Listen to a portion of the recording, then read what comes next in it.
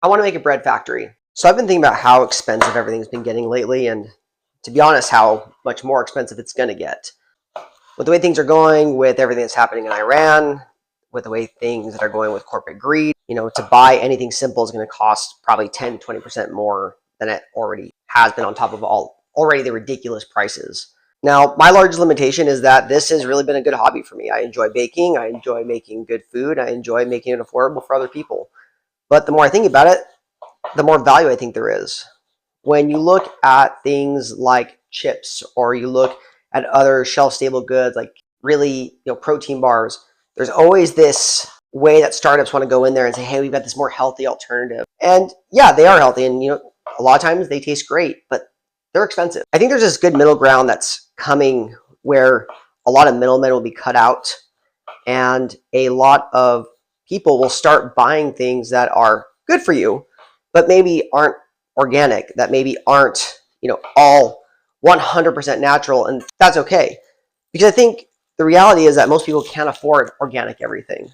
And many times when you start trying to make something like bread be super healthy, you're kind of taking away the essence of it being bread. And so you're left with not bread, but some form of bread, which is fine. And there's a lot of great alternatives out there. But I think that companies that start to make products that are good, affordable, and widespread, those companies are going to succeed over the next few years as things get more economically grim, especially after the latest job report that came out for February. And I think the problem is that when you look at the industry, let's just take bread as an example, there's not really a lot of startups in that space.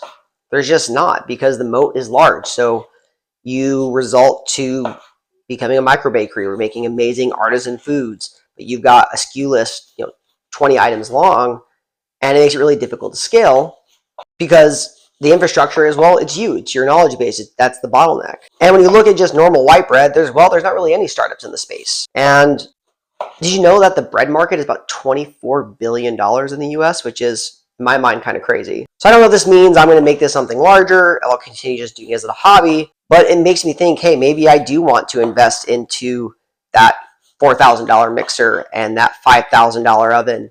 And I want to invest into those things that will help me scale, because right now I'm stuck at making about 10 to 12 loaves each day, and I'll bake anywhere from 2 to 4 times a week.